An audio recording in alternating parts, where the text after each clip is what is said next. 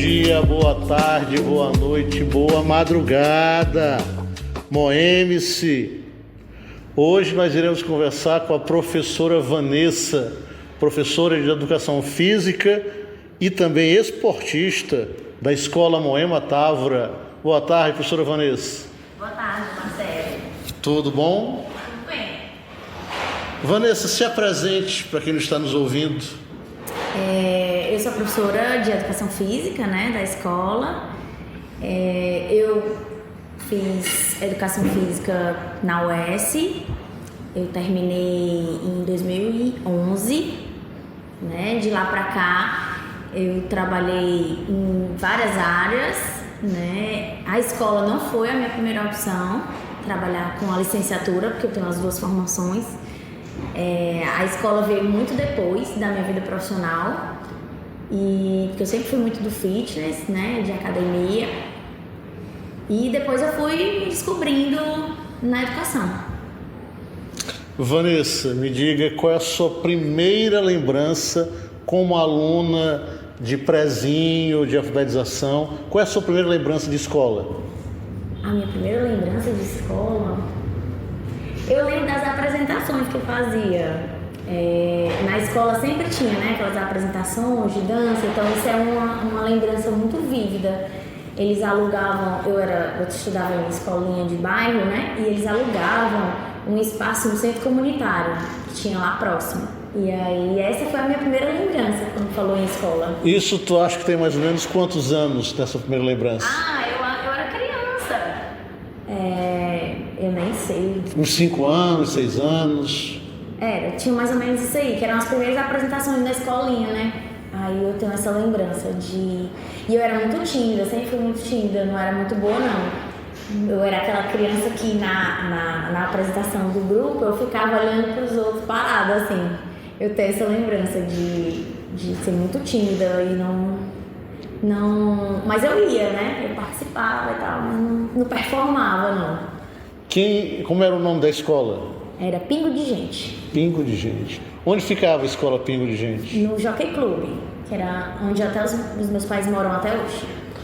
Você fez até que série no Pingo de Gente? Até a 4ª série do ensino fundamental.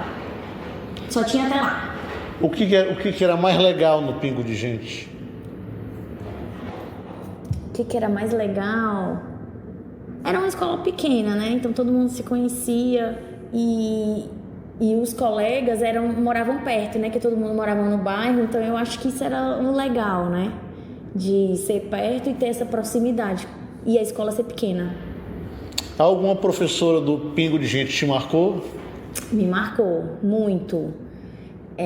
Agora eu não estou lembrando muito bem do nome dela, mas ela me marcou... Socorro. Ela me marcou muito. Eu era apaixonada por essa professora, de fazer trança no cabelo dela, de tudo. Gostava muito, muito dela. Inclusive depois eu a encontrei já adulta e eu a reconheci, assim, já depois de muitos anos. E o que a professora Socorro tinha de especial? Eu não sei, eu acho que era a forma que ela me tratava mesmo. Eu gostava muito, muito dela mesmo. Eu sempre fui muito apegada aos meus professores. Eu sempre fui uma boa aluna. E eles normalmente gostavam muito de mim, mas essa professora dessa escolinha me marcou. Aí você foi fazer a 5ª série onde? Aí depois foi um baque grande, assim, porque eu saí de uma escolinha bem pequenininha e eu fui estudar no Santa Isabel. Na Bezerra de Menezes? Na Bezerra de Menezes. Aí foi uma escola muito grande e, assim, eu não me adaptei muito nessa escola. Na época também era uma escola mais cara, E os meus pais optaram por me tirar dessa escola e me colocar numa escola mais barata. Aí eu fui pro Evolutivo. Você só estudou um ano no Só um ano no Santa Isabel? Santa Isabel, só um ano. Então foi frustrante estudar no Santa Isabel? Foi. Eu não me identificava, eu não gostava dos alunos, dos colegas, não fiz amizades. Não era uma escola muito boa, um pessoal muito diferente de mim. Tudo de ruim lá, pra ti naquele ano. Tinha até um menino que me batia nessa escola. Dê o nome dele agora? Asca, o nome dele, lembro até hoje. O cara com o nome desse só pode ser gente ruim. Asca. A-S-K-A, eu lembro até hoje. Asca, hoje você apanha dessa mulher. Que ela é muito forte. É mesmo. Hoje ele apanha areia. E como é que foi no evolutivo? Aí o evolutivo já foi uma experiência diferente. Aí lá eu fiz muitas amizades, mas eu era da Parangaba. Aí era só o pessoal bem trash mesmo, assim. Mas eu fiz muitas amizades nessa escola. Já era mais uma vibe mais legal, assim. No Santa Isabel, por ser um colégio cristão, né? Tinha toda uma vibe cristã falsa, que foi onde eu convivi com as piores pessoas. E lá no Evolutivo, que tinha essa fama, né, e tal, mas eu me divertia muito. Apesar de eu não participar, né, das comédias, das coisas que os meninos faziam da minha turma, mas era uma turma muito legal, eu gostava. Aí você ficou do 6º ano ao 3º no Evolutivo da Parangaba? No Evolutivo da Parangaba. Quais foram os professores que mais te marcaram lá no Evolutivo da Parangaba? Aí lá, o professor Lázaro, de Biologia, me marcou muito. E foi por isso que eu gostava muito dessa matéria, eu gostava muito de Biologia. Coincidentemente, ou curiosamente, eu não gostava de Educação Física. Eu não gostava das aulas de Educação Física e eu não participava. Eu sempre tinha um atestado, uma desculpa. Eu não participava, não gostava muito.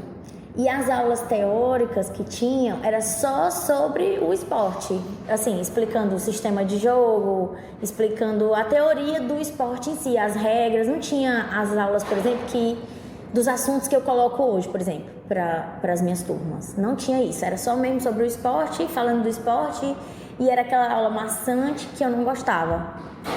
O que o professor Lázaro tinha de legal? As aulas dele tinham de legal? A dinâmica era muito boa, ele tinha uma didática, e ele é professor até hoje. E acho que ele tem um cursinho preparatório atualmente. E ele era muito, muito bom, a didática excelente, e eu aprendia muito fácil. Eu não estudava quando chegava em casa, por exemplo, fazer prova. Eu só prestava atenção na aula e era o suficiente para fazer as provas e tal. Eu estudava muito pouco. Não tinha muito essa cultura de passar horas estudando em casa, não. Além do Lázaro, algum outro professor que te marcou? Nessa época, os meus professores de biologia. Eu tinha uma professora de biologia também, que ela me marcou muito. O nome dela era Islândia.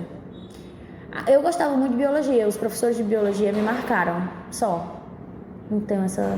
Islândia. Eu trabalhei com uma Islândia, professora de biologia. Talvez seja a mesma. Eu acho que sim. Com esse nome, né? É difícil. Aí, Islândia era professora de biologia do 3º ano? Não, acho que era fundamental. Ele que foi do 3º ano, do Lázaro. Como é que foi o seu 3º ano? O meu 3º ano foi... assim, foi mediano. Tava naquela fase adolescente, né? Que a gente sofria uns bullyingzinhos. Eu tinha um grupo de amigas pequeno. Não era aquela pessoa popular, não falava com todo mundo. Eu tinha uma personalidade muito tímida. Muito diferente do que eu sou hoje. Hoje, onde eu chego, eu falo com todo mundo. Isso eu vim aprender, acho que com a minha profissão. Eu era muito, assim, nuclear. Então eu tinha aquelas 4, 5 amigas e era só aquilo ali. E eu estudava pouco, eu não tinha essa rotina de estudo específica. E eu não praticava um esporte. Eu acho que eu não fui uma adolescente, assim, ativa. Eu era muito preguiçosa. E eu chegava em casa e eu só assistia televisão. Não tinha muita coisa para fazer também. Acho que eu não tive muito incentivo dos meus pais, né? De incentivar mesmo, de praticar um esporte, de gostar. O que eu fazia e o que eu fiz, né? Eu fazia numa escolinha lá perto. Aí eu fiz umas escolinhas de basquete, eu queria muito dançar. Só que eu não levava jeito, nunca levei muito jeito. E era mais porque, para eu ser dispensada das aulas de educação física, que era no contraturno, e meu pai não podia me deixar lá no Evolutivo. E aí eu tinha que ter uma declaração para dizer que eu fazia alguma coisa em outro canto. Então eu fazia nessas escolinhas menores lá perto de casa, que eu ia a pé. E aí eu fiz basquete, eu fiz um tempo de ginástica de academia mesmo, que eu ia com a minha mãe. para eu ter essa declaração, para eu não precisar ir no contraturno para a escola. Então, basicamente, era só por conta dessa obrigação. Aí, quando chegou no ensino médio, que não tinha mais a obrigatoriedade, então eu não fazia mais nada. Não tinha aquela rotina. Eu queria dançar, mas aí a professora... Eu fui uma vez para aula de dança e a professora olhou assim para mim, tipo assim, essa menina não tem jeito não, e me descartou. Aí eu não fiquei na turma. Aí eu fui pro basquete, que eu era meio desengonçada assim, mas eu não era nem a melhor nem a pior. Mas dava pra eu ficar lá. Eu gostava de fazer e tudo, mas quando parou a obrigatoriedade, aí eu não fiz mais. Me diga uma coisa, qual é a nota que você se dá como aluna de ensino médio quando você foi aluna? De 0 a 10. De todas as disciplinas? Todas as disciplinas. Eu acho que eu era um 8. Eu era aquele bom aluno. Eu entregava tudo, eu fazia todas as atividades, eu prestava atenção, eu não atrapalhava. Mas eu não era aquele aluno exemplar que ficava estudando, que tirava 10. Não, eu sempre fui o aluno da média e estava tudo bem. Assim, um 8, 9, estava bem, não precisava me esforçar tanto para conseguir, né? Não precisava parar para estudar. Tanto que quando eu não passei no vestibular de primeira, foi um grande baque para mim. Porque eu era certa que eu ia conseguir. E os meus pais também estavam certos que eu ia conseguir, porque eu sempre fui boa aluna, nunca precisei me esforçar muito. Então, quando eu senti o não, né, a negativa da primeira chance que eu tentei, foi aí que eu entendi que eu precisava estudar, né? Se eu quisesse, eu ia precisar estudar. Você tentou o primeiro vestibular para quê? Eu tentei na UFC para farmácia e na UES eu tentei para nutrição. E aí eu não passei em nenhuma das duas. Em farmácia eu cheguei muito perto, que era o meu curso que eu queria mesmo, era na UFC. E eu não passei por muito pouco, assim. Foi coisa de uma questão que nas específicas ainda era vestibular, né? Não era Enem, eu não fiz Enem. Aí nas específicas a resposta era prova de química, eu tinha que escrever a resposta respectivamente. E eu fiz tudo, mas não escrevi a resposta respectivamente e perdi essa pontuação. Aí eu fiquei logo abaixo da nota de corte. E não entrei. Ainda bem. Aí eu ia tentar no outro ano. Aí eu comecei a fazer cursinho pra tentar. Só que aí eu passei por um problemão na minha família. Um problema muito, muito pesado, pessoal. E aí a minha família se desestruturou muito. E eu tinha que fazer o vestibular no meio do ano, porque provavelmente eu não iria conseguir fazer no final do ano. Não ia ter condição de pagar. Problemas financeiros, né? Problemas financeiros. Eu não ia ter condição de pagar o cursinho até o final do ano, para eu tentar o UFC. Então eu vou fazer no meio do ano para o US e vou fazer qualquer curso, porque eu queria um curso superior, porque eu queria me formar, né? Eu queria ter uma profissão e tal. E aí eu escolhi a educação física. Assim, então a educação física foi uma coisa aleatória? Aleatória. Eu era extremamente preguiçosa, sedentária, me alimentava super mal. Eu era uma adolescente sem saúde. Como é que uma sedentária cursa educação física na UES? Conte aí como foi. O meu curso, esse período da minha vida foi um período desastroso, assim, foi um período de muito sofrimento. A faculdade, né? O pessoal lembra assim com saudosismo da época da faculdade. Para mim foi só sofrimento, porque eu entrei, eu não tinha um tênis para fazer as aulas, então eu ia para a faculdade de chinela, já começava daí. Na época, como a gente estava passando por esses problemas financeiros muito sérios, eu não tinha basicamente o dinheiro da passagem e o dinheiro do RU, porque meu curso era integral, então eu tinha que ficar o dia todo. Aí esse período foi um período bem difícil, assim, eu não tinha dinheiro para bater xerox das coisas, eu tinha que estudar com os livros, cair nos pedaços da faculdade. Gente, a Vanessa já foi pobre. Eu ainda sou pobre. Hoje é toda chique. Eu sou uma se ela conseguir, você também pode conseguir. Diga aí, Vanessa. Aí era isso, eu não tinha dinheiro pra nada. Ela comia no RU. Comia no uma RU. comida cheia de óleo. Comia no RU, tomava aqueles kisuke rei mó paia. Oh, meu Deus! E eu tinha que comer em 5 minutos. porque eu passava mais tempo na fila do RU do que comendo, porque senão eu ia perder o ônibus pro trabalho, porque eu trabalho desde o segundo semestre da faculdade. O primeiro semestre foi tenebroso, porque eu não podia escolher as cadeiras, eu tinha que fazer o curso integral, e aí eu não conseguia trabalhar. E aí no segundo semestre eu comecei a escolher as cadeiras, aí eu fiz o curso inteiro.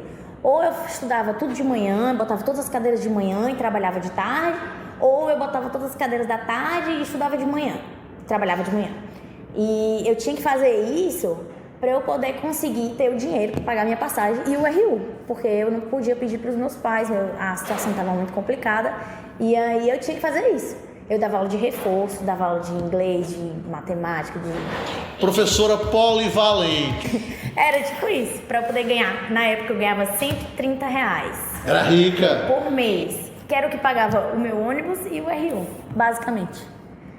Foi bem sofrido, assim, foi muito ruim.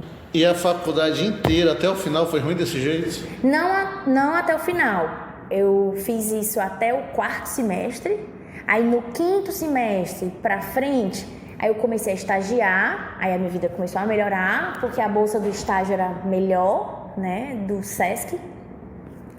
Aí eu passei também a procurar bolsa, então eu era bolsista de pesquisa, aí eu fazia os trabalho de laboratório, né? Eu era bolsista de escravidão, né? Que ia fazer os experimentos dos outros, ia domingo limpar a gaiola de rato. Oh, meu Deus! Aí eu deixei a pesquisa porque eu não conseguia matar os ratos depois, que tinha que quebrar o pescoço deles, né? Pra poder se livrar dos ratos, eu não conseguia. Aí eu deixei... A professora Vanessa já foi uma mata-rato, pessoal. Não Veja, matava. se ela conseguiu, você também pode. Continue, professora Vanessa. Aí eu deixei a pesquisa, deixei de ser... Uma mata-rato que não matava os ratos. Eu limpava as gaiolas, né? Ninguém queria limpar as gaiolas, eu limpava as gaiolas pra não matar os ratos. Ensina pra gente como se limpa uma gaiola, professora. Não, Marcelo. Limpando, né? Tirando a merda dos ratos e limpando, né? O resto de comida. Não passava nem um sabãozinho. Aí eu deixei, eu fui ser bolsista de monitoria. Aí eu consegui, né, a bolsa de monitoria. Aí eu era monitora da disciplina de musculação. E nessa época eu já estagiava, então eu tinha o dinheiro da bolsa, do estágio e o dinheiro da bolsa de monitoria. Eu acho que nem podia acumular as duas, mas eu consegui. Aí eu tinha o dinheiro das duas bolsas, aí a minha vida começou a melhorar um pouco mais. Aí quando eu fui fazer estágio, aí que eu ganhava, na época era 500, era 600 reais a bolsa do estágio. Aí foi aí que eu comprei meu primeiro tênis bom. Qual a marca? ASICS. ASICS. Não era um Olímpico LK, não. Rainha. Aí.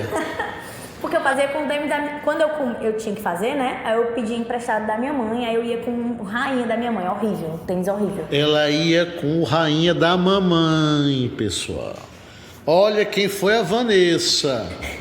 Era pobre e gorda. Era mesmo. Aí. Aí tá no estágio Vai ser fazendo. cancelado, Marcelo. Tá no estágio fazendo. Sendo monitora de qual disciplina? Musculação. Musculação. É aí que a musculação entra na tua vida? A musculação entrou na minha vida quando eu comecei a fazer o estágio. Quando eu estava na disciplina, eu já tinha que ter um conhecimento, senão eu não ia ser escolhida, né, para ser monitora. Como é a academia, ou como era a academia da UES de musculação? Não tinha.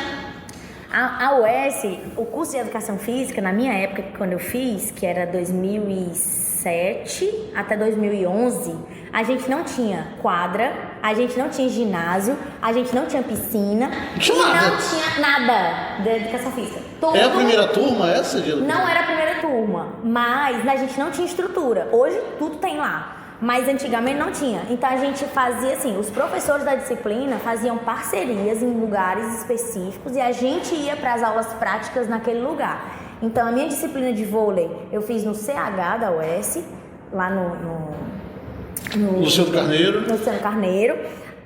A minha disciplina de natação eu fiz no Zé Walter, num centro. CSU. CSU, do Zé Walter.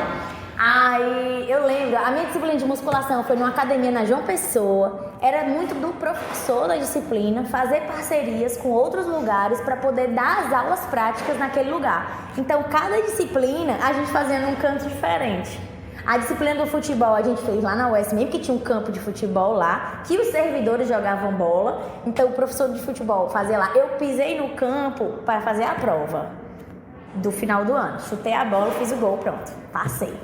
Porque a prova prática era assim, né? Aí eu estudava muito a teórica e me dava super bem. Então não tinha nenhum problema. Aí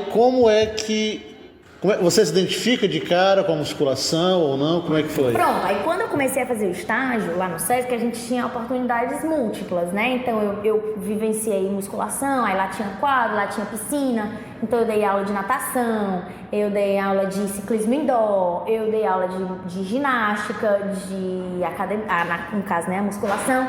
E aí, como eu tava lá trabalhando com isso, então, quando eu comecei a fazer o estágio, os professores que supervisionavam a gente, eles meio que obrigavam a gente a treinar, né? Porque como é que eu vou ensinar se eu não sei fazer?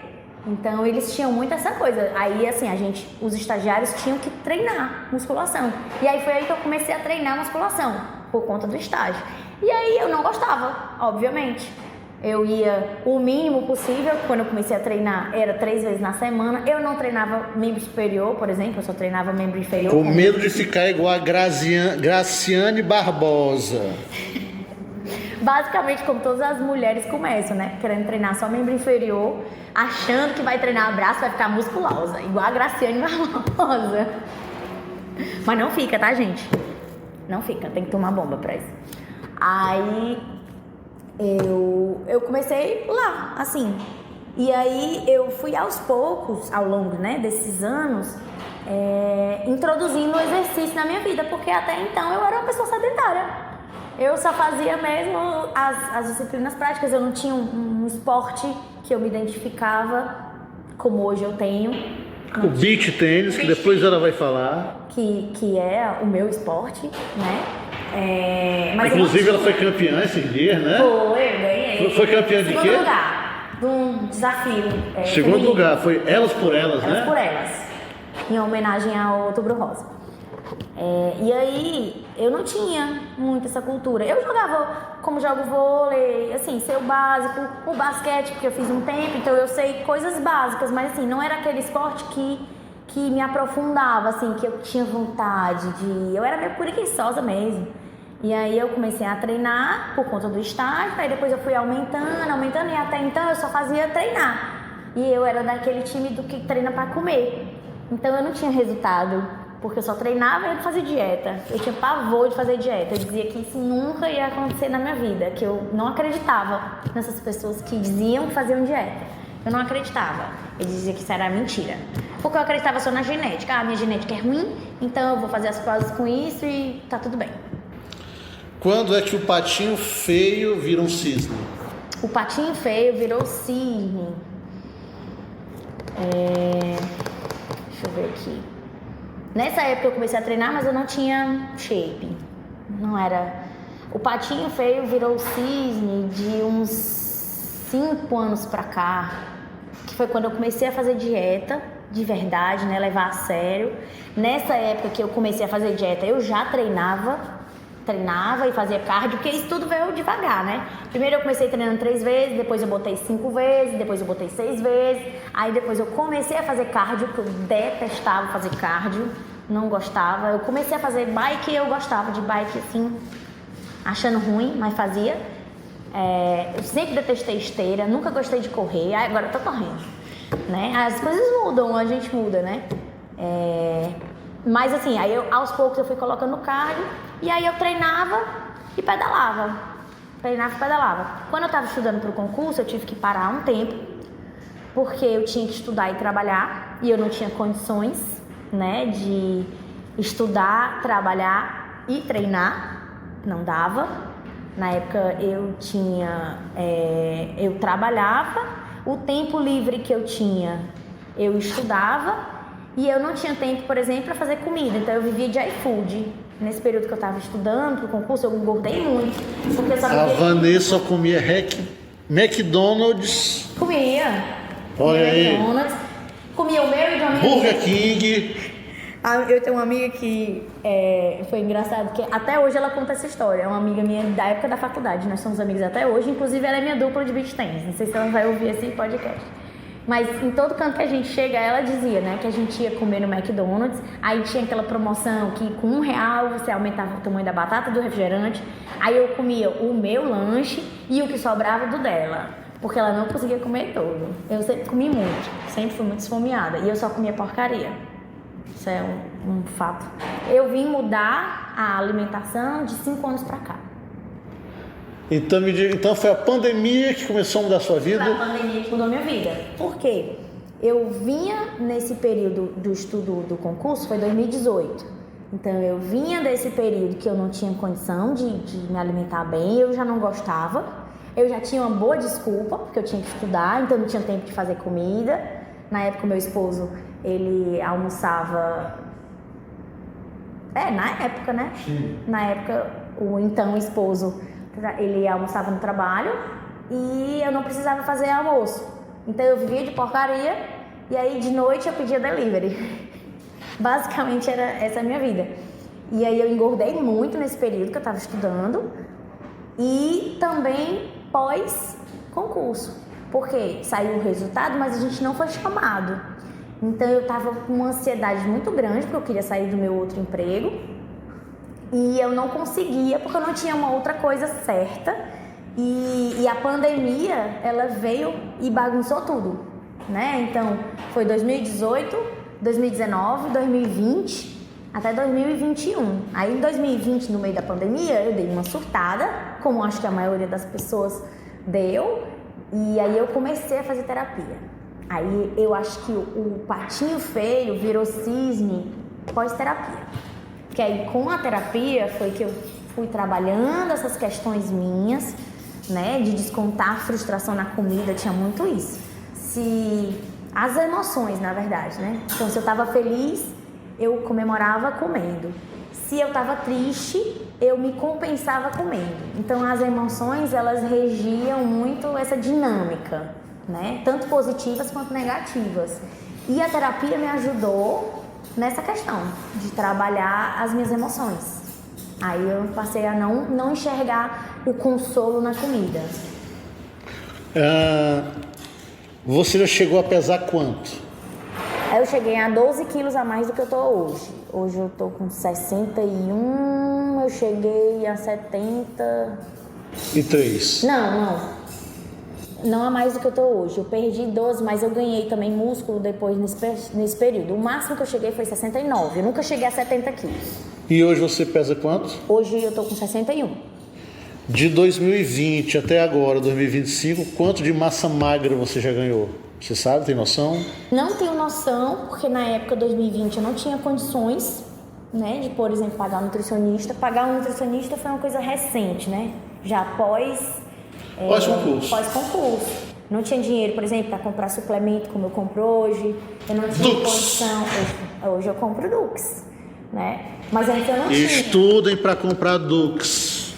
Eu não tinha dinheiro para comprar suplemento como eu tenho hoje. Então, eu não tinha acompanhamento nutricional. A dieta, quando eu comecei em 2020, eu que fazia com o conhecimento que eu tenho, que não é um conhecimento limitado, porque a minha área é educação física, não é nutrição. Mas eu sou uma pessoa eu sou uma estudiosa da nutrição, então eu gostava muito de ler sobre, e eu aprendi a fazer uma dieta básica, obviamente com as limitações do fato de não ser um profissional da área, mas eu tinha um conhecimento básico que me permitiu dar esse start. A nutricionista veio em 2022 para 2023, eu acho. Então eu ainda passei uns 2 anos eu mesma fazendo minha dieta. Vanessa, vamos voltar um pouquinho. Você disse que na faculdade você começou a trabalhar. Você começou a trabalhar com o quê? Quando eu comecei era com aula de reforço, né? Eu dava aula numa escolinha de reforço. eles colocavam aquela, tipo, uma divulgação nas paredes lá da UES, dizendo que precisavam de professores para dar aula de reforço. Era tipo uma escolinha que ficava perto de Iguatemi. E aí por isso que eu tinha que almoçar em 5 minutos no RU, porque eu tinha que pegar o Parajana, e aí o Parajana me levava lá para perto de Iguatemi. Aí eu ia para lá, nessa escolinha, e começava a dar aula, né, de todas as matérias, para aluno de ensino fundamental. Como é que foi a experiência? Foi uma experiência importante na minha vida, muito importante. Eu trabalhava com algumas crianças, né, que eram de um padrão de vida melhor, né, e aí eu tive essa experiência de começar, né, a dar essas aulas de reforço, que me possibilitou depois que elas me chamaram para os pais, né, me chamaram para dar aula na casa delas mesmo. Então eu fiquei com menos crianças, né? Eu fiquei com 3 crianças só, porque os pais, elas gostavam muito de mim, melhoraram muito, né, no rendimento da escola. Os pais tinham essa facilidade de ter a sua aula em casa, então não precisava deixar nem buscar, e ainda pagavam menos para mim do que pagavam na escolinha. Aí para eles era muito bom, para mim melhor ainda, porque eu ganhei um pouquinho melhor, né? Ganhava um pouco mais do que eu ganhava lá. E foi uma experiência, assim, eu sempre vejo essas coisas que teoricamente não são boas, não são positivas, mas eu sempre vejo elas como um meio para chegar onde eu quero. Eu sempre tive muito isso, então às vezes eu me submeti mesmo a trabalhar. Eu já trabalhei numa academia de bairro, mas é porque eu precisava daquele momento estar num lugar que eu não queria estar para eu chegar onde eu queria chegar, e eu sempre cheguei onde eu queria chegar. Todas as vezes. Aí quando você sai desse reforço, você vai trabalhar em quê? No estágio do SESC. Eu saí do reforço para estagiar. Como é que foi a experiência no estágio do SESC? Aí o estágio foi, assim, riquíssimo. Porque a minha vida profissional se desenhou ali.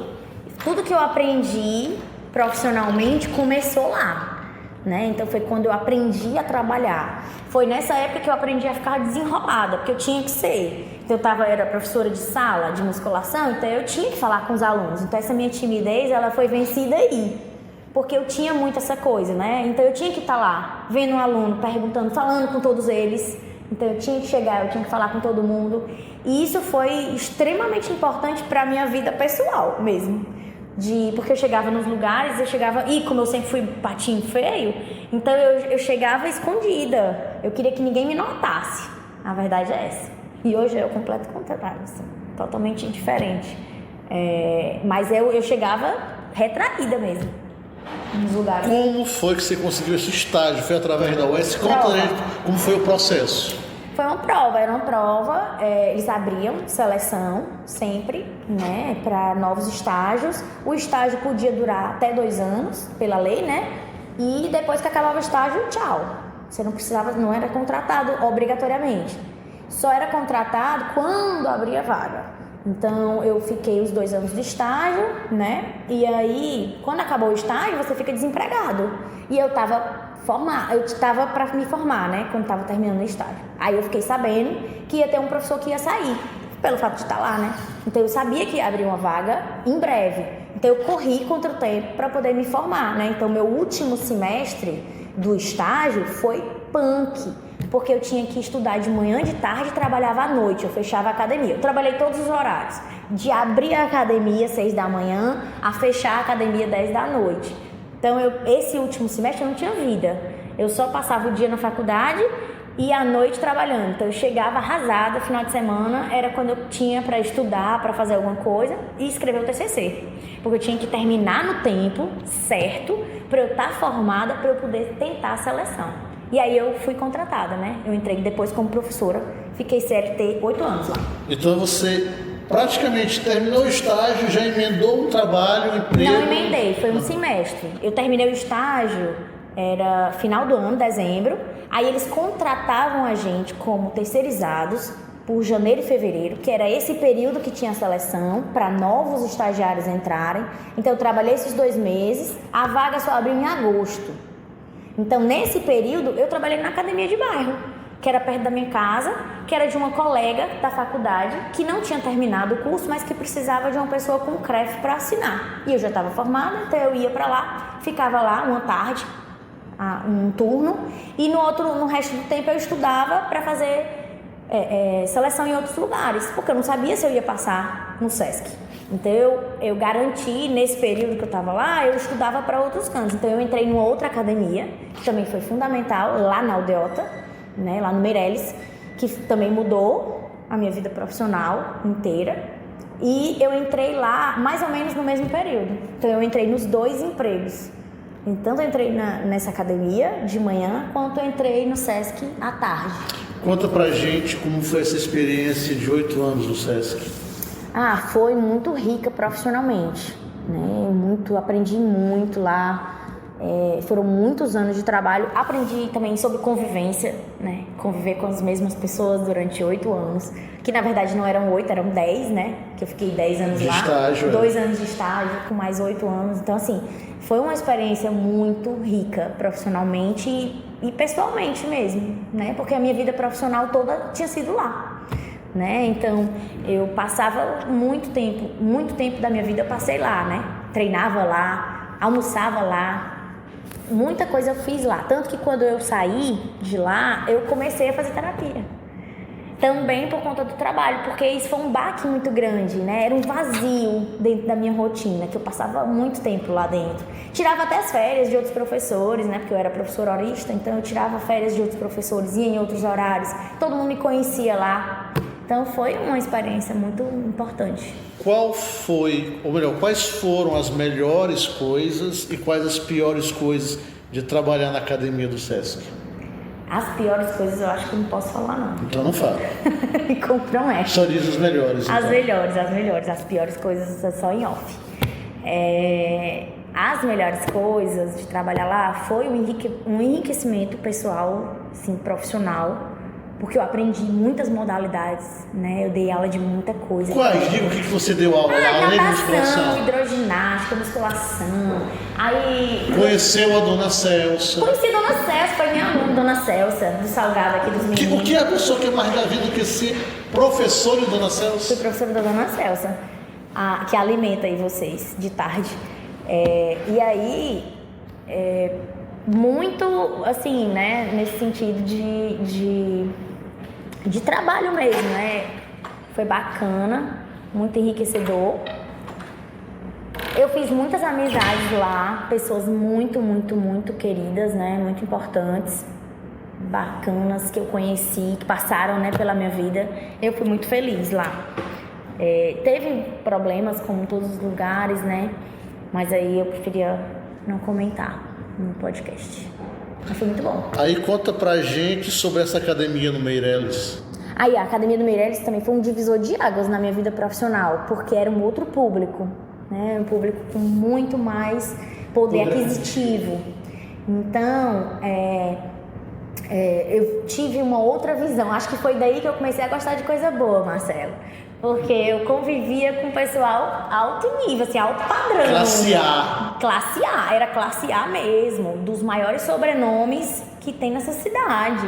Foi aí que eu comecei a conhecer o que é bom, né? Aí foi, assim, impecável. Eu fiquei 1 ano nessa academia. Aí eu conheci a dona de uma outra academia, era aluna lá. E aí, quando eu tava saindo dessa... Aí, porque teve uma injustiça lá, eu acabei sendo demitida. E aí, essa pessoa, que era aluna de lá, ia abrir uma academia, ficou sabendo que eu tinha sido demitida e me contratou. E aí, eu fui para essa outra academia que ficava na Joaquim Nabuco. Era uma na Santos Dumont e na Joaquim Nabuco. Era coisa de 2 quarteirões. Era concorrente direta. Quando ela soube que eu tinha sido demitida, ela me catou lá e me contratou. E aí, eu fui contratada por essa outra e fiquei mais 1 ano lá. E aí, nesse período que eu fui fazendo network, fui pegando uns alunos de personal, porque o que paga melhor é o personal, né? Professor de sala, infelizmente, ganha muito pouco. E aí, eu fui conhecendo e sendo conhecida. E aí, eu fui pegando uns alunos. Quando eu vi, já dava para eu viver só com personal. E o SESC, que era o meu dinheiro fixo, né? Que era o meu salário fixo. Então, eu tinha dois lugares fixos, né? 2 vínculos empregatícios. Aí, eu fiquei com um vínculo fixo, que era lá no SESC, que eu tinha mais uma certa, entre aspas, aqui, estabilidade. E aí eu fiquei com o personal, porque o personal era o que me dava mais dinheiro mesmo. E aí foi na época que eu comecei com os meus grandes projetos, né? Que foi quando eu comprei meu primeiro carro. Aí, que foi a minha primeira grande conquista, foi nessa época, porque eu precisava do carro, eu trabalhava, eu pegava 10 ônibus um dia. Era muito puxado, porque eu rodava a cidade inteira, e eu ia da área nobre para a área pobre da cidade. Então eu convivia com todos os públicos que você puder imaginar, de projeto social no Sesc, do pessoal na favela, até o povo rico da beira-mar. Então, eu rodava muito, então eu precisava muito ter um carro. Então, foi a época que eu apertei para comprar o primeiro carro. Aí, comprei meu primeiro carro. Aí, eu tinha um outro grande sonho que eu tinha que realizar. Que aí já era de cunho estético, né? Cunho pessoal, porque eu queria muito fazer a cirurgia de prótese. E aí, isso era uma questão que afetava muito a minha autoestima, que já não era muito essas coisas, né? Então, foi a minha segunda grande conquista. Eu vou juntar o dinheiro. Primeiro eu vou comprar o carro para eu trabalhar nele. Depois vai ser o meu próximo projeto, vai ser fazer a minha cirurgia. Aí juntou também com o problema que eu tinha descoberto, né? Que eu tinha uns nódulos no seio. E eram benignos. Oficialmente eu não precisava retirar. Mas como eu já tinha essa vontade de botar, né, a prótese e queria fazer cirurgia, então eu aproveitei e removi, né? Fiz uma cirurgia só e removi. E aí essa foi minha segunda grande conquista, né? Que eu queria muito, muito, muito, muito fazer, que melhorou, assim, muito a minha autoestima. Vanessa, aí você trabalhou no Sesc, trabalhou nessas duas academias, personal trainer. Gera um desejo trabalhar em escola, ter um emprego estatutário? Como é que vem na tua cabeça a história de fazer o concurso para ser professor do Estado? Isso é uma história muito engraçada, essa história do concurso. Porque assim, nunca passou pela minha cabeça trabalhar em escola. Nunca. Tanto que nem no estágio eu cumpri horas em escola. Eu só cumpri na academia. Então todo o meu estágio foi no Sesc. Então as minhas horas de estágio da faculdade todas foram pelo Sesc. Eu nunca fui para uma escola. Era zero interesse trabalhar com educação. Eu nunca tive muito essa coisa desde sempre. Eu sempre fui muito do fitness. Eu queria muito essa coisa da mudança, da transformação das pessoas. Isso era uma coisa que eu me encantava, né? E com reabilitação, né? Que é a minha área de trabalho principal, né? Que é reabilitar as pessoas, né? E aí, quando eu tava nessa parte, né, do fitness, eu tava, assim, já há alguns anos, né? Então, em 2018, eu já tinha 7 anos de formada. Então, assim, eu já vinha pensando, porque, querendo ou não, por mais paixão que eu tivesse pela minha área do fitness, ela é uma área breve. Ela é uma área que é de pessoas jovens. E aí eu comecei a pensar que, poxa, e quando eu estiver mais velha, né? E quando eu estiver mais velha, que eu não tiver mais a minha força de trabalho como eu tenho hoje. E aí eu comecei a refletir muito sobre a minha profissão, sobre essa questão da estabilidade, essa coisa do personal. Eu ganhava bem, mas era uma coisa que era muito incerta. Então todo mês eu ganhava diferente, porque se um aluno tira férias eu não recebo. Final de ano era um tormento, férias, final de ano, então assim, eu não recebia, então foi muito complicado. E eu comecei a pesar já mais madura, né, que não dá pra gente viver só da nossa paixão. E aí eu comecei a considerar mais, conversando com uma grande amiga, que hoje não mora mais nem aqui, mora no Canadá. E aí essa minha amiga ia fazer o concurso. Pois fale o nome dela, que ela pode ouvir o podcast. Melissa? Adeline, ouça o podcast. Adeline. Curta, dê o joinha e compartilhe. A Adeline foi a responsável por eu estar aqui hoje. Por quê? Ela tinha muito esse sonho de fazer o concurso para trabalhar na escola, no estado, né? Ela já tinha sido temporária e tudo, e ela queria muito ser efetiva. E ela ia fazer o cursinho, comprou o cursinho e tal. E, assim, nessa época, ela tava falando e tudo que ia fazer. E eu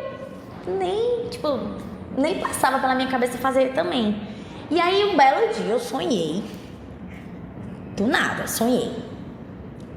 Chegando na escola, dando meu nome, falando com não sei quem, passando um e-mail, não sei o quê.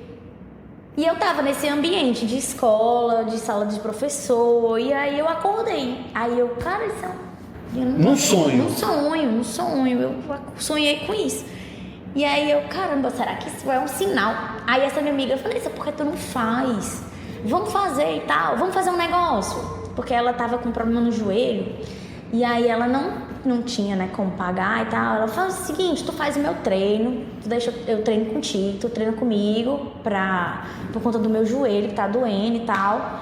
E eu te empresto a minha senha pra tu estudar pro cursinho. Ela tinha Era do uma assinatura. Eu posso dizer o nome? Pode. Será que eu vou ser presa? Era daquele cursinho Prime. Sim. Ela tinha comprado pra eu estudar. E que vocês compartilhavam a senha. Compartilhava a senha. Sim. Pra eu estudar também. E aí eu pagava com o meu trabalho, fazendo o treino dela e reabilitando o joelho. E aí foi assim. Aí a gente começou a estudar pro concurso, né? E aí eu estudei aí eu tava, né? Aí eu assisti as videoaulas. Aí foi nessa época que eu parei de treinar, porque eu não tinha tempo, né? Então eu só trabalhava e estudava. Aí eu comprei um rolo, que eu tinha uma bicicleta de rua. Aí eu comprei um rolo que ele deixava a bicicleta fixa. Aí então eu pedalava em casa e assistia a videoaula pra eu me manter fisicamente ativa, porque eu precisava, né? Já nessa época aqui se eu não fizesse eu ficava doida. E aí eu precisava me manter ativa, mas eu não tinha muito tempo para treinar. Então eu comprei o rolo para eu pedalar em casa assistindo as videoaulas. Então eu estudava, assistia a videoaula e pedalava. E o resto do tempo eu fazia, né, os mapas mentais, fazia uns resumos e tal. E foi a forma como eu consegui, né, de estudar. E aí saiu o resultado. Aí eu entrei, ela infelizmente não entrou. Mas aí eu entrei e vim pra escola.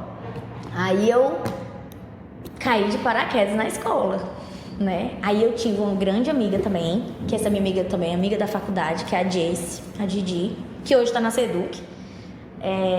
Ela foi, Ave Maria, o meu alicerce ali, porque ela me ajudou muito. Porque ela já era do concurso de 2013, então ela já tinha muita experiência, ela me ajudou, porque em educação física a gente não tem um programa para seguir, né? Não tem aquela coisa que hoje tem, né? Atualmente tem, mas a gente não tinha. Então eu que tinha que pensar no que eu ia dar aula, criar o meu programa, fazer o meu planejamento. Não existia livro. O primeiro livro que eu vou ter de educação física vai ser no ano que vem. Então eu não tinha norte, e ela foi meu norte. Ela que me mostrou, Vanessa, o meu planejamento eu faço assim. Primeiro bimestre, segundo bimestre, terceiro bimestre, eu separo desse jeito aqui, nessa ordem cronológica. E aí eu peguei o dela, o primeiro ano foi igual, né? Aí depois eu comecei a dar a minha cara na sequência, como eu gostaria de ter tido na minha época de escola. Então hoje eu dou aula para os meninos, assim, é óbvio que eles não curtem, né, a aula teórica, mas hoje eu tento deixar o mais interessante possível como eu gostaria de ter tido. Então, por exemplo, eu não trago só aula teórica de esporte, de sistema de jogo, de regra. Eu falo sobre, obviamente, né, dentro do limite do ensino médio, mas eu falo sobre anatomia, eu falo sobre fisiologia, eu falo sobre sistema muscular, eu falo sobre sistema esquelético, eu falo sobre sedentarismo, eu falo sobre obesidade, eu falo sobre outros temas, eu falo sobre alimentação saudável, eu falo sobre... Hoje mesmo eu estava fazendo uma aula para os meninos do terceiro ano sobre leitura e interpretação de rótulos, para que eles saiam daqui com conhecimento para a vida deles, não para fazer prova apenas, né? Que eles saiam daqui com conhecimento que vai ajudar eles a ser minimamente ativos e saudáveis, né? Então, fazer boas escolhas. Aí eu fui, ao longo desses anos, dando a minha cara para a disciplina, né? Do jeito que eu gostaria de ter tido. Aí, então, eu organizei, obviamente, eu não fujo, né? Eu falo sobre os esportes, falo sobre as lutas, falo sobre as coisas que a gente tem que falar, mas eu também coloco esses outros conhecimentos dentro do programa. Aí hoje eu faço como eu gostaria de ter tido as aulas de educação física. Ótimo. Pronto. Vanessa, como foi a sua primeira aula numa sala de aula, numa escola no Pirambu? Conta pra gente. Não foi tão traumático, porque quando a gente começou, não sei se tu lembra, mas a gente começou no EAD. Então a minha primeira aula foi online. Só aulas teóricas. Com pouquíssimos alunos na sala, né? Pouquíssimos alunos, que não ligavam nem a câmera, eu lembro. Eu ficava falando lá sozinha, que eu acho que eles ligavam a câmera e dormiam. Ainda tem uns aqui, né, do terceiro ano, que são dessa época, que era online. E aí, não foi tão ruim, porque eu tive esse tempo, né, de preparação. Foi se preparando. Eu fui me preparando, exatamente. Aí eu fui dando aula online, aí eu tive tempo de preparar as aulas, de preparar os slides direitinho, as atividades, porque eu tava em casa, né? Então eu não tive esse trauma de cara, né? Esse baque. Aí quando eu fui dar aula presencial, já foi em 2021. Não, 2022. Não, 22, é verdade. Era 22, 21 eu entrei, né? Aí foi 22. Aí 22 eu já tava bem mais ou menos ambientada, né? Já conheci alguns colegas, né? Já conheci alguns colegas, a gente, né, já se falava, né? E falava pela internet, né? Assim, né? No off, né? Sem ser de trabalho. Já conheci algumas pessoas. E aí, com o William, a gente já fez amizade sem nem se conhecer. A gente fez a amizade via WhatsApp. Conta como é que foi o primeiro contato com o William. Quando a gente entrou, a gente participou de uma reunião, daquela reunião fatídica, né? Que a antiga diretora já dizia que lamentava, né, a nossa entrada. Dos temporários que estavam saindo. Já lamentava a nossa entrada. Aí eu sempre tive a língua enorme, né? E já combinava com o espírito do William, que era do mesmo jeito.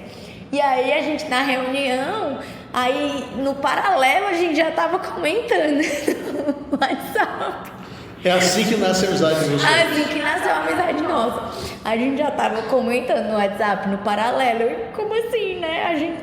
Ela tá lamentando a nossa chegada. Não, porque infelizmente vocês entraram.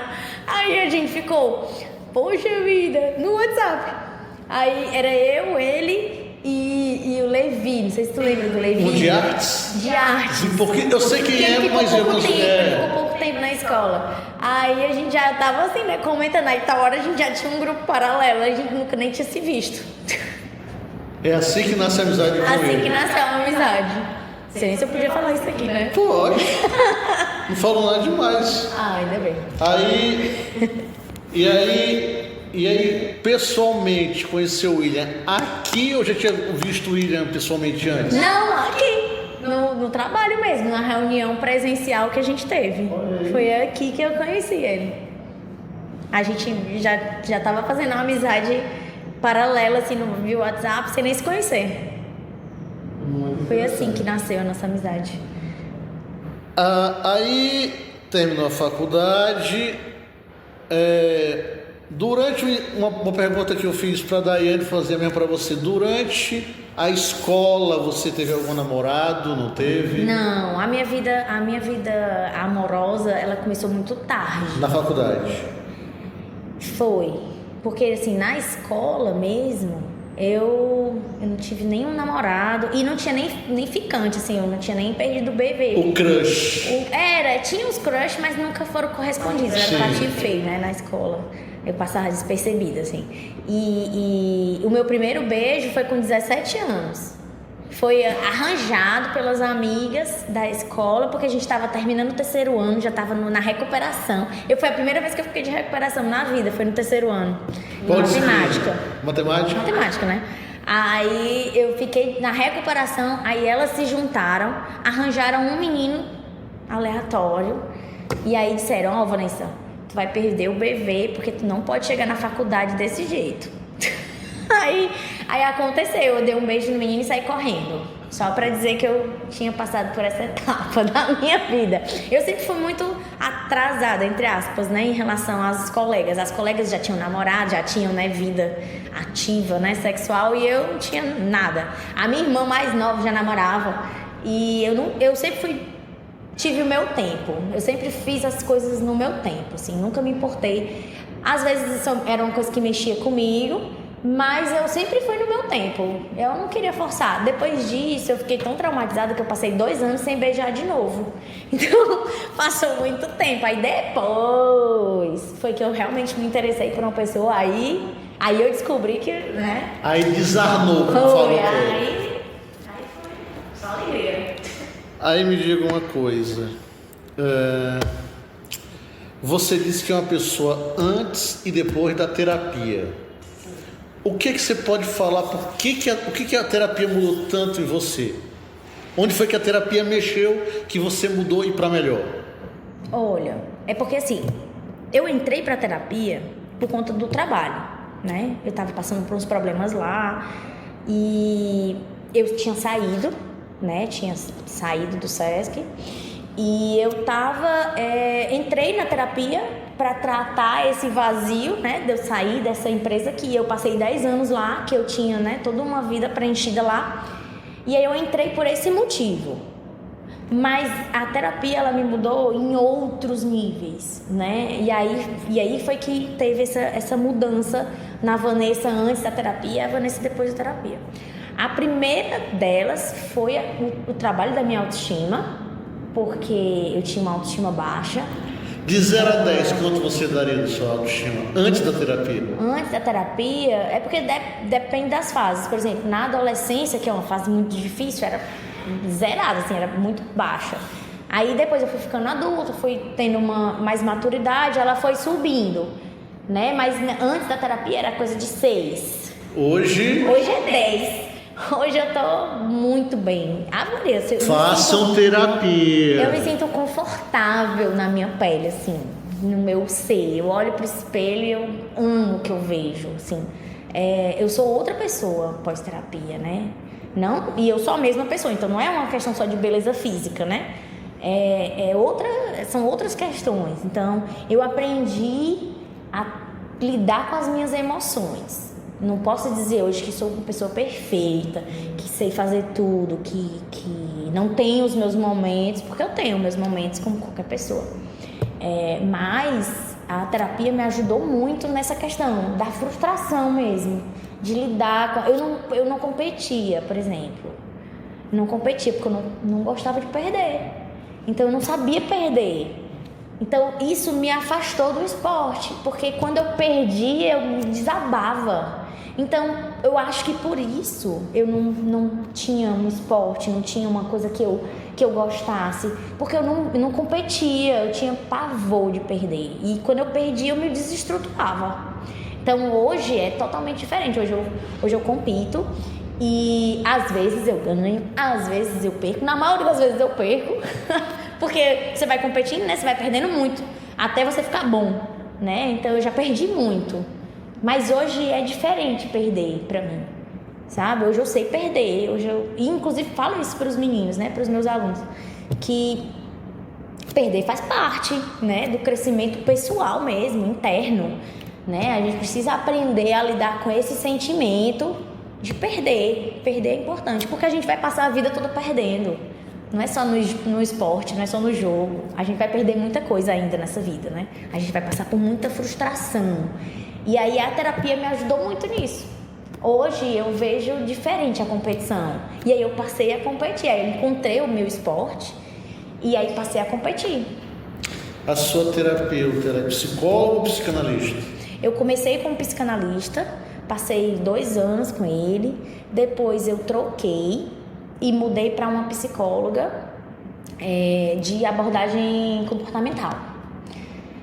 Começou com a psicanálise porque eu tinha muitas coisas, muitas questões para resolver, muitos traumas que hoje eu posso, hoje eu falo e lido melhor com eles, né? Mas quando eu comecei a resolver esses problemas, aí veio à tona outros problemas relacionados à minha vida pessoal.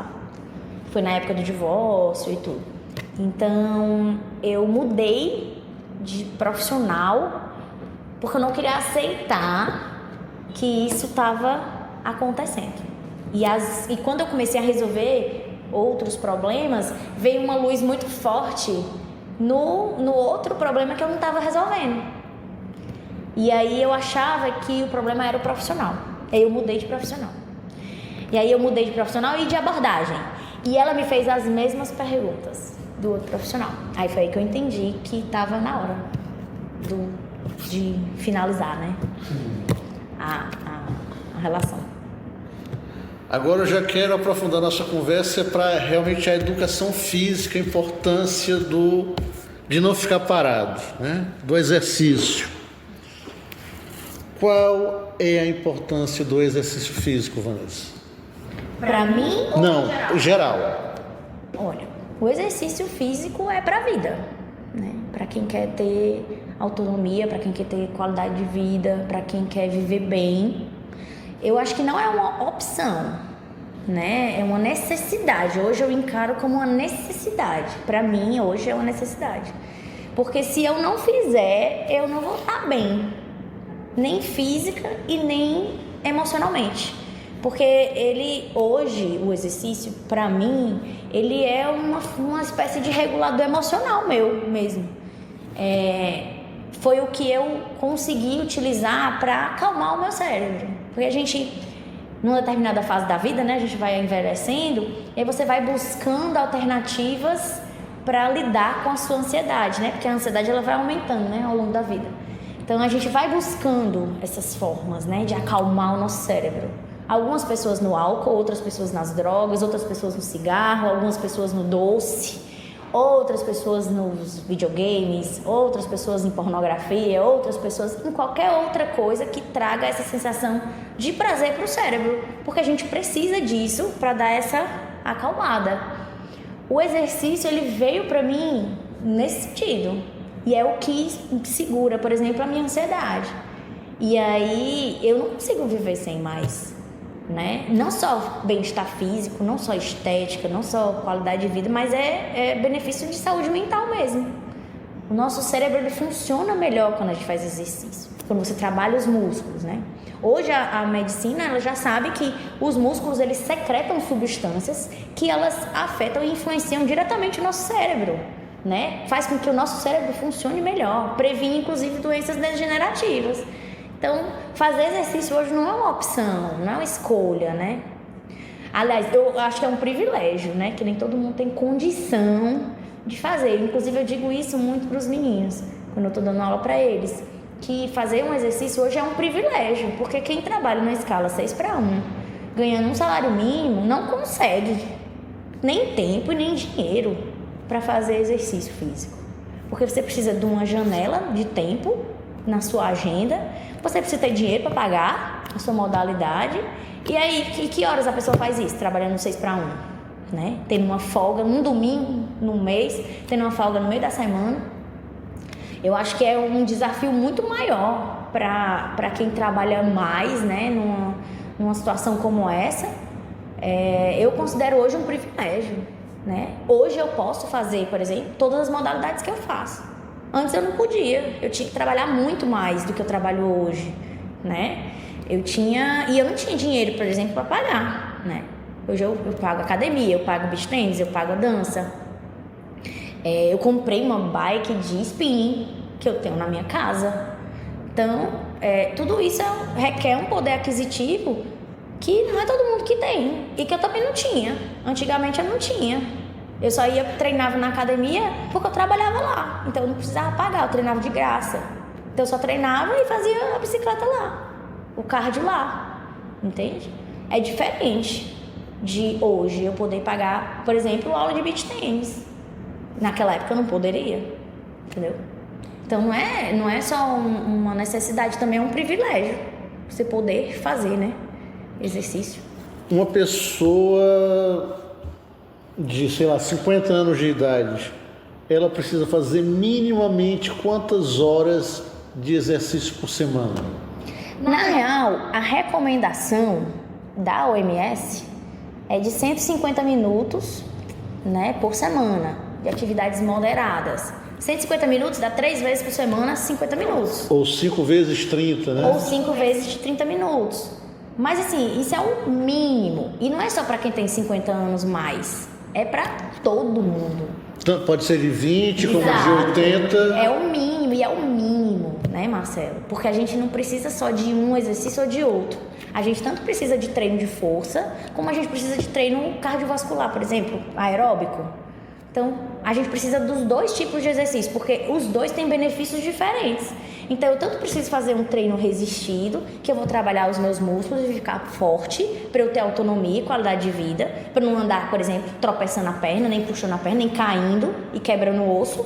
Mas eu também preciso de um treino aeróbico, que vai me dar um condicionamento bom, que meu coração vai trabalhar melhor, entende? Então, a gente precisa dos dois tipos de exercício. Então, 50 minutos, 3 vezes na semana, pra mim, é o mínimo do mínimo, porque isso não funciona. Não vai gerar o benefício que a gente espera que gere. Eu acho muito pouco. É realmente assim, o mínimo do mínimo do mínimo para você não...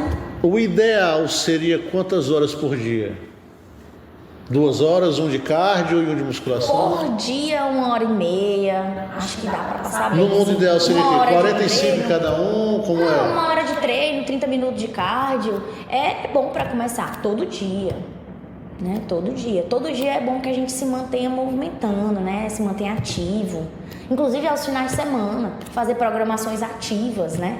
Não ficar só o final de semana, né? Ou bebendo, ou deitado, ou em programação parada, né? Sejam programas ativos, né? Que você se movimente, que vá dar uma caminhada, que vá andar de bicicleta, que vá ver alguma coisa, né? Que você se mantenha ativo. Todos os dias a gente precisa. Vamos dizer que a pessoa não tenha tempo e não tenha dinheiro. O que ela pode fazer, Vanessa? Olha, sempre tem as opções gratuitas, né? Então você sempre pode pegar o seu tênis, que eu acho que todo mundo pode ter um tênis, ou não sei, até de chinela dá. Você pode ir fazer uma caminhada, né? Você pode fazer uma Isso caminhada. é o cardio, né? Seria um cardio, seria na pior das hipóteses uma caminhada. Mas assim, eu gostaria de fazer um treino de força, mas não tenho dinheiro para pagar academia. Tem as academias nas praças, que dá para fazer alguma coisa. Tem vídeo no YouTube, que dá para você improvisar material. Calistenia, com peso do corpo. Sempre dá para fazer alguma coisa. Então, não tem desculpa. Eu acho que não. Todo mundo que se ama tem que fazer exercício. Eu acho. Na minha concepção, sim. Porque senão você não está se cuidando, né? E eu acho que a gente mora nesse corpo aqui, né? A gente só tem esse. Então, se eu não cuidar da minha casa, onde eu moro, né? Que eu vou carregar isso aqui pro resto da vida, até o dia que eu morrer. Se eu não cuidar dessa estrutura aqui, eu vou morar onde, né? Eu vou viver doente, vou viver sentindo dor, vou viver... trazendo, né, essas doenças crônicas aí pro resto da vida, vivendo sem qualidade de vida, sem energia, sem disposição. Eu vejo isso uma vida muito cinza. E a alimentação? A alimentação veio pra mim de uns 5 anos pra cá, pós-terapia, né, como eu falei. Porque eu sempre fui muito do prazer na comida, por questões ambientais mesmo, né, que a minha família é uma família de pessoas, né, acima do peso, tanto de pai quanto de mãe. Então, na minha casa, por exemplo, eu nunca tive esse exemplo de alimentação saudável, nunca foi assim. Eu sempre tive maus exemplos, vamos dizer, né, da família. Então, nas festas sempre foram regadas a muitas sobremesas de vários tipos, de várias qualidades, sempre teve muito essa coisa. E os hábitos nunca foram bons, assim. Não tem essa cultura, por exemplo, eu não tenho na minha família a cultura de ter uma pessoa que é atleta, que faz exercício com frequência. Eu sou essa pessoa da minha família. A minha família mesmo não tem, assim, tem um ou outro hoje que destoa. Mas eu sou essa pessoa da família, o doido que faz trilha, que treina, que joga beach tênis. Porque não tem essa pessoa na minha família, nunca teve essa cultura esportiva, né? Então, obviamente que se não tem bons hábitos, né, ativos, também não vai ter bons hábitos alimentares. Então, eu não tive isso. A alimentação veio depois. Depois que eu fiz a terapia, eu comecei a entender que eu não precisava atrelar as minhas emoções à comida, que eu fui acostumada assim, né?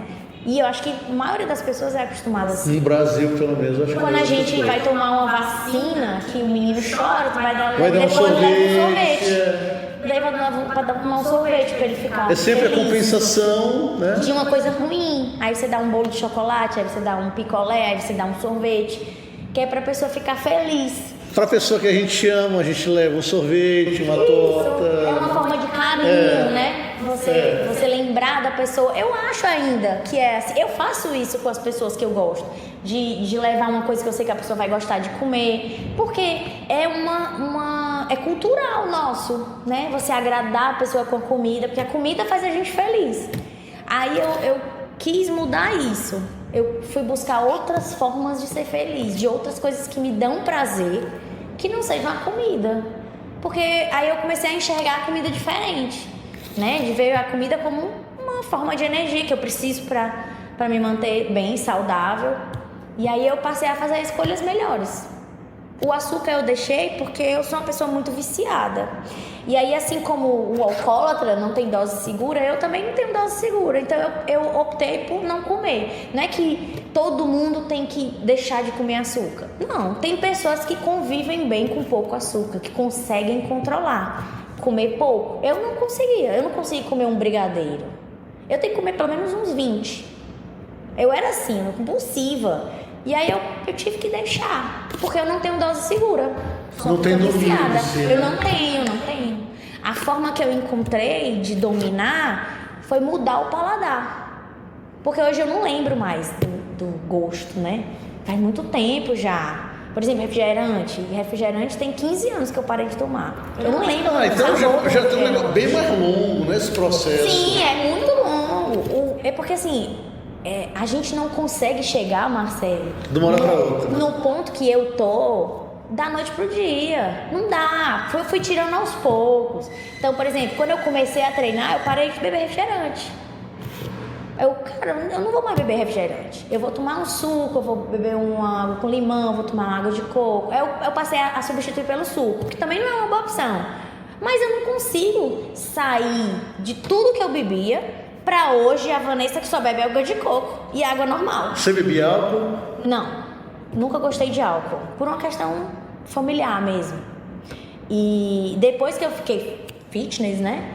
Aí é que eu nem cogitava essa possibilidade de incluir o álcool na minha vida. Mas assim, você não sai do 8 pro 80 na noite pro dia, você vai mudando aos poucos. Aí eu fui mudando aos poucos, aí eu fui aos poucos, fui tirando as coisas, né? Mas o açúcar sempre foi um grande vício, uma grande questão que era muito difícil. Eu não achava que eu ia conseguir viver sem, sabe? Eu achava que era uma coisa que eu ia ter que aceitar. E às vezes eu dizia pra essa minha amiga que... Adeline. Não, a do McDonald's, a Rosa, que é uma grande amiga minha, da faculdade, né? Eu dizia muito isso pra ela, cara, eu vou me conformar porque eu nunca vou perder essa barriga. Eu tinha barriga grande, né? Que é a minha genética de ter barriga grande. Então eu nunca vou perder essa barriga, não, eu vou comer e ser feliz. Eu tinha muito essa coisa, né? De, vou me aceitar do jeito que eu sou, que eu não vou perder essa barriga mesmo e tal. E eu perdi. E eu consegui, com muita luta, com muito sacrifício. Aí hoje as pessoas, mas é só uma vez. Por que tu não... Cara, porque não vale. Não vale eu voltar todo aquele... Porque teve uma época que eu deixei. Aí eu passei quase um ano sem comer doce, né? Aí quando foi em 21, até te falei, eu fui pra Gramado. Quando eu fui pra Gramado... Eu não ia pra Gramado e não ia voltar sem provar chocolate, né? Aí eu comi, nessa época da viagem, eu dei uma pausa, né? Eu comi nessa época. Mas, Marcelo, eu comia, tu não tem noção não, do tanto de chocolate que eu comi nessa viagem. Era no café da manhã, no almoço, no jantar, em todas as refeições. Eu comi todos os chocolates possíveis que tinham em Gramado. Do chocolate quente, eu experimentei todas as chocolaterias para saber qual que era o melhor. Então assim, e trouxe muito para casa, porque eu tinha que fazer o desmame, eu não conseguia. Então, quando eu fui fazer o desmame do chocolate para eu voltar ao que era antes, cara, foi muito sofrido. Foi muito sofrido, porque eu pensei assim, poxa, eu fiquei um ano sem, eu vou conseguir de novo. E eu vou ficar sem. Cara, foi muito sofrido. Nunca mais eu vou passar isso na minha vida. Nunca mais. Nunca mais. Hoje, acho que se eu for viajar, assim, sei lá, pra Europa, eu acho que eu passo sem dor. Se for pra Bélgica, não vai comer um chocolate belga. Eu acho que não. Eu acho que não, porque eu não vivi essa experiência ainda, né? Mas eu não posso dizer que nunca, porque eu não digo nunca mais. A gente muda de ideia, eu já mudei muito de ideia. Mas assim, eu acho que não vivo isso de novo não, porque foi muito sofrido. Então, como foi que eu fiz? Eu comprei muito chocolate pra trazer, e aí eu fui aos poucos diminuindo. Então eu comia de manhã, de tarde, de noite. Eu passei a comer de tarde e de noite. Aí depois eu passei a comer só de noite. Aí depois eu comecei a trocar. Aí eu comecei a comer o amargo. Aí eu comecei com 70%. Aí depois eu comecei com 85%. Aí depois eu mudei para 90%. Aí depois eu deixei. Aí como foi que eu deixei? Eu deixei fazendo sobremesas fitness com xilitol. Olha, para tu ver o processo. Então eu fui diminuindo primeiro as quantidades, para depois eu mudei a qualidade do chocolate, para depois eu mudei para uma sobremesa com adoçante. Durou quanto tempo isso? Um ano? Eu nem sei. Meses. Eu não acho que foi um ano todo não, porque o nosso paladar ele se adapta, a gente se adapta com tudo. E aí eu fui aos poucos fazendo essa sobremesa com xilitol. Aí, cara, o xilitol é caro. É caro. E aí eu fazia essas sobremesas, eu sempre deixava na geladeira, porque tal hora eu ia dar um surto e TPM eu ficava alucinada, então eu tinha que ter pronto em casa. Então eu deixava lá, pronto, nas vasilhinhas e tal, não sei o que, umas sobremesas e tal. E aí aos poucos eu fui deixando a sobremesa, aí eu comia dia sim, dia não, um dia, aí um dia sim, 2 não, um dia sim, 3 não. Eu fui fazendo um desmame de remédio, entendeu? Eu fiz o mesmo processo para eu deixar. Então assim, foi muito sofrido para eu parar de comer açúcar de novo. Então eu não vou mais fazer isso comigo. Aí por isso que não vale. Não vale. Aí depois de uns anos, agora já faz o quê? 5 anos, né? Já vai fazer 6 anos. Eu não sinto mais nem falta. Porque passa um tempo, você se adapta assim, depois de um tempo você não sente mais falta. Aí hoje a gente faz as festas, eu participo, corto o bolo, sirvo o pessoal e não me faz falta mais. Ainda bem. Você falou há uma meia hora atrás que você gosta muito de trabalhar com reabilitação. Fala sobre isso pra gente.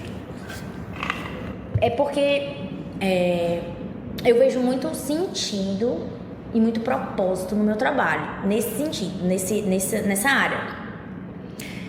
De ver a pessoa com problema no joelho e ela melhorando e ela fazendo coisas que ela não fazia. Então, assim, aquilo é uma coisa que brilha assim em meus olhos. Eu tenho alguns alunos que estão comigo há, 12 anos e que mudaram, assim, completamente. Mudaram de físico mesmo, né, de emagrecer, de ter uma vida melhor. São pessoas idosas, né, então assim, tem uma qualidade de vida hoje aos 70 que não tinham aos 50. Então isso pra mim é muito gratificante. Então eu gosto muito dessa coisa, né, e assim, geralmente pessoas idosas trazem, né, essas limitações físicas. Então é sempre um problema no joelho, uma lombar, uma artrose, e eu gosto muito dessas coisas, né, não que eu goste dessas coisas, né, óbvio, mas eu gosto de trabalhar para melhorar a vida dessas pessoas, né? E trazer essa coisa. Isso traz muito sentido assim pro meu trabalho. Eu sempre gostei muito dessa área, né, da reabilitação, muito mais do que a performance em si. Apesar de que eu treino para performance, né, óbvio, mas eu treino para performance pensando em não me lesionar. E isso é uma coisa que chama muita atenção. Por exemplo, o meu professor de beach tennis, ele tira muita onda comigo, porque eu passo meia hora alongando antes de começar a aula. Eu fico lá, eu faço os alongamentos, eu faço o recovery, que é sempre que eu tenho um campeonato, um jogo, uma coisa assim que eu passo muitas horas, eu chego em casa, eu vou comer, né, que eu chego esfomeada, e aí depois eu pego um gelo, eu faço liberação unha facial em mim mesma, na perna e tal, pra melhorar a recuperação. E é preventivo, eu não me machuquei. Mas assim, as pessoas esperam se lesionar para tratar. E como eu já trabalho com isso, já vejo as pessoas lesionadas, então eu não quero aquilo para mim. Porque lesão significa que eu vou ter que parar, e eu não quero parar.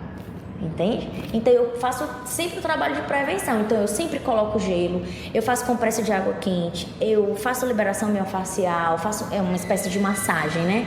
Esportiva e tal, para que eu me recupere o mais rápido possível para eu poder jogar de novo.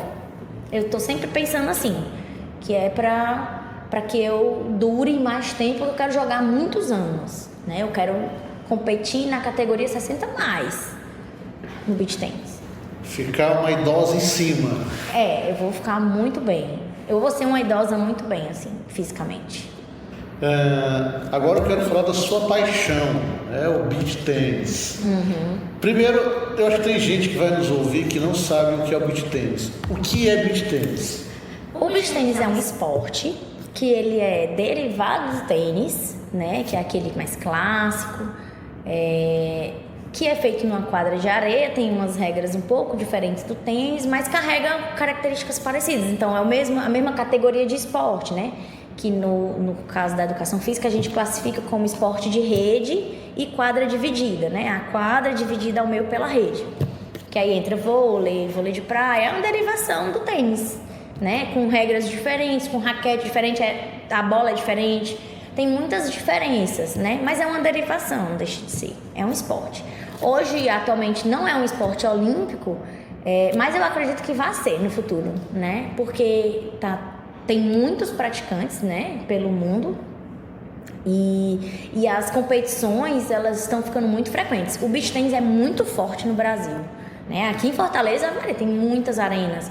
E a conforme o tempo vai passando, vai ficando muito mais conhecido, né? Por exemplo, a gente já tem um evento importantíssimo, que é a Copa das Federações, que vai acontecer mês que vem, aqui em Fortaleza. Então, Fortaleza já é sede, né, de grandes eventos dessa modalidade, que infelizmente não vou poder assistir, porque eu vou estar viajando nessa época. Mas queria muito estar aqui para assistir os jogos, né?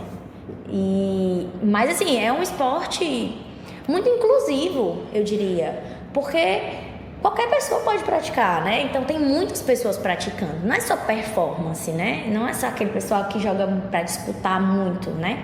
Tem gente, tem gestante, tem idoso, tem criança, tem adolescente, tem todo tipo de público que pratica o beach tennis. Como é que você conheceu o beach tennis? Pois é, eu conheci o beach tennis através do professor Arthur, né?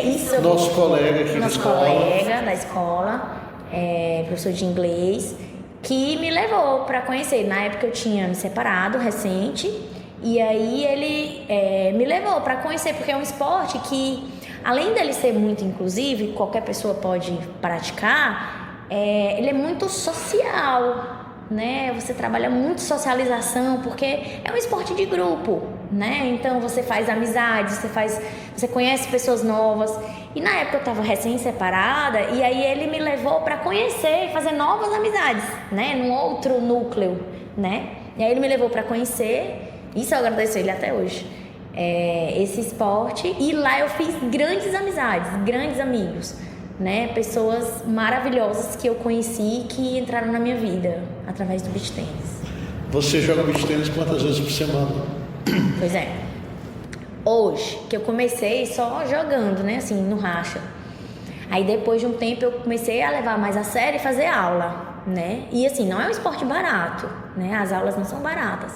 Então eu levei um tempo até me organizar financeiramente, né? Eu estava me separando recente, então eu levei um tempo até começar a fazer as aulas.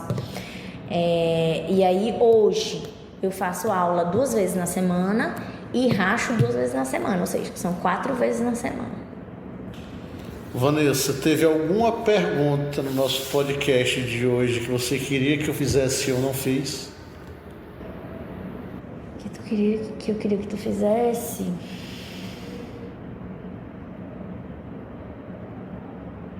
Não, acho que foram excelentes perguntas, assim, muito boas. Perguntou sobre a minha vida, né, profissional, perguntou sobre as minhas paixões. Sim, tu não falou sobre a minha segunda grande paixão, a trilha. Sim, pois fala da trilha, como é que você conheceu a trilha, conta pra gente. As trilhas entraram na minha vida exatamente porque eu trabalhava muito essa questão na terapia, porque como eu tive um relacionamento muito longo, que durou 11 anos, então eu não fazia coisa sozinha. E tudo eu tinha que fazer com alguém. Eu sempre precisava de alguém para fazer, um amigo ou, sei lá, um parceiro. Eu não conseguia fazer as coisas sozinha, eu tinha muita dependência de outra pessoa. E aí, quando eu estava fazendo terapia, a minha psicóloga, ela sempre falava assim: Vanessa, por que você não busca uma coisa diferente, assim, que você possa fazer sozinha, aos poucos, né? Assim, pra você ir trabalhando isso em você, assim, que você vai e tal. Aí eu comecei a ir ao cinema sozinha. Então foi a minha primeira coisa que eu comecei a fazer só foi ir ao cinema. Então eu fui ao cinema, assisti o filme sozinha. Isso pra mim já era, sei lá, impensado, assistir um filme sozinha. E aí eu fui, e aí uma das coisas que a gente vai trabalhando na terapia é esse senso de competência, né? De você achar que você vai conseguir, você de fato conseguir. Então, poxa, eu já sei que isso eu consigo. E aí aos poucos eu fui trabalhando isso, porque eu gostava muito de fazer trilha, mas nunca tinha ninguém para fazer trilha comigo. Então meu ex-marido, ele não gostava. Então eu não tinha companhia, eu não tinha amigos que faziam, eu não conhecia ninguém. E aí acabava que eu não fazia.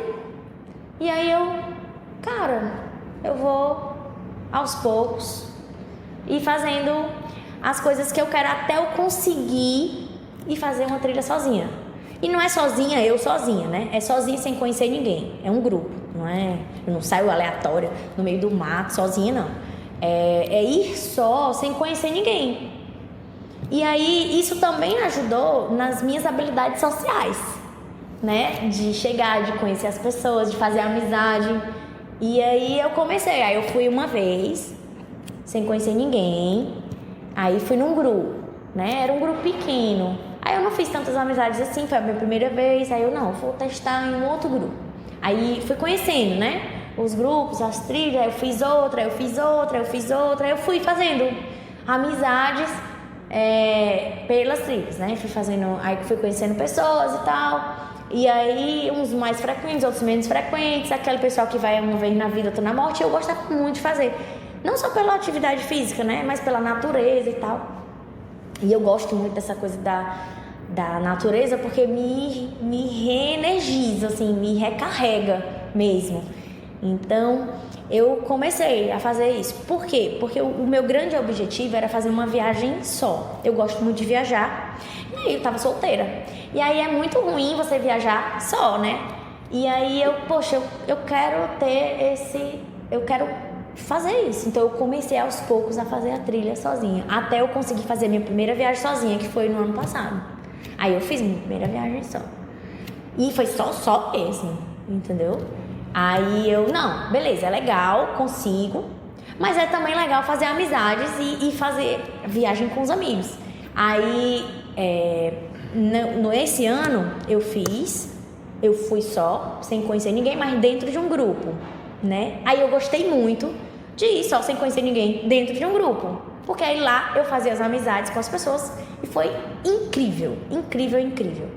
Aí agora, no mês que vem, eu vou fazer outra, também nesse esquema, com um grupo sem conhecer ninguém. E aí faço amizade com o pessoal lá na hora e tal, porque eu sempre tive muito essa coisa de depender do outro, né? De depender de alguém. Aí eu deixava de fazer as coisas que eu queria muito fazer por conta disso, de não ter alguém que tope. Então, assim, quando eu tô afim, eu vou lá e faço sozinha. Então, hoje é uma realidade. Eu até brinco com os meninos, né? Porque eu fui pra palestra da Monja. Monja Coen? E eu fui só porque não tinha ninguém pra ir comigo. Então, assim, eu chamei algumas pessoas. Pô, mas ninguém gosta e tal, não sei o quê. Pô, mas eu gosto. E eu tô afim de ouvir a Monja. Era eu e os 70 mais, tudinho, na plateia, que só tinha eu de jovem. Mas, cara, eu gosto da Monja, velho. E eu queria ir pra palestra dela. E eu fui pra ouvir ela lá falando sobre meditação. Detesto meditar. Mas eu gosto dos ensinamentos, assim, da mensagem que ela passa, né? Aí eu fui pra palestra dela. Então, assim, eu gosto, eu faço amizades, eu gosto de estar com pessoas, mas eu também aprecio a minha companhia e faço as minhas coisas sozinha. Você se gosta? Hoje eu me gosto. Hoje eu sou uma pessoa completamente diferente, Marcelo, do que eu era, sei lá, 10 anos atrás. Agora eu vou te pedir para finalizar 3 indicações. 3 indicações de filmes, 3 indicações de séries e 3 indicações de livros. Olha, eu não sou uma pessoa muito parada. Então, assim, ultimamente eu não tenho assistido muitos filmes. Mas, assim, os filmes que eu gosto geralmente são de super-heróis. Eu carrego isso já de antes, que eu gostava muito. Então, filmes da Marvel eu gosto muito. Eu gosto de comédias românticas, então todas. E eu gosto de animações. Eu não gosto de filme de drama. Eu não gosto de filmes tristes, porque eu acho que a gente já tem muito drama na vida. Então eu não gosto de ter que parar pra ver filmes assim. Então eu gosto mais desses gêneros. Mas ultimamente eu não tenho assistido muitos filmes, porque eu tenho dormido mesmo. Eu começo a assistir e eu durmo. É o drama do 30 mais, né? Então eu começo a assistir o filme e durmo. Começo a assistir o filme e durmo. Série, eu assistia muita série. Muito. Eu gostava muito mais de série do que de filme. Então, séries eu gosto de comédias americanas besterol. Então eu gosto de Friends, eu gosto de The Office, eu gosto de Modern Family, eu gosto dessas comédias leves. Eu gosto de assistir coisas leves, que me distraem dos meus problemas. Eu assisti uma série recente na Netflix, que é Nobody Wants This. Eu tava falando sobre isso hoje, lá na sala. Que é Ninguém Quer, ou alguma coisa assim, a tradução não lembro. E aí, essa série é uma comédia romântica, né? Que destoa um pouco das clássicas, né? E aí eu gostei muito, e a Netflix lançou a 2ª temporada agora, que é muito boa, inclusive indiquei pra Vitória. Mas eu tô me guardando, eu não comecei a assistir, porque eu quero assistir no ônibus quando eu for viajar, né? Porque eu vou passar muito tempo viajando, e aí eu vou ficar muito entediada, e aí eu guardei essa série, que eu acho que vai me prender todos os segundos e todos os minutos. Porque hoje é difícil uma coisa me prender assim, sabe? Me prender nesse sentido de eu ficar ali parada, assistindo 2 horas, né, maratonando. Isso é uma coisa impensada, porque o meu corpo, acho que ele nem entende, ele desliga, ele dorme, né? Então eu não tenho mais isso que eu tinha antes, de ficar assim maratonando várias horas séries. E de livros, eu gosto de leituras leves também, porque eu já da minha área, às vezes eu leio bastante voltado para minha área de trabalho. Eu não tenho muito tempo para leitura, vamos dizer, banal, né? Que não é essa palavra. Mas assim, dessa literatura mais light. E aí eu li um livro que foi indicação do Diego, que é comédia, que é o do Crack Daniel, que é bem besterol mesmo, bem bobinho. Eu tô lendo agora o Comporte-se, né, que fala sobre comportamento humano, porque eu gosto muito dessa área de neurociência, que fala sobre a ciência de viver sem livre-arbítrio, como se as coisas já fossem determinadas pela nossa genética e pelo ambiente, enfim.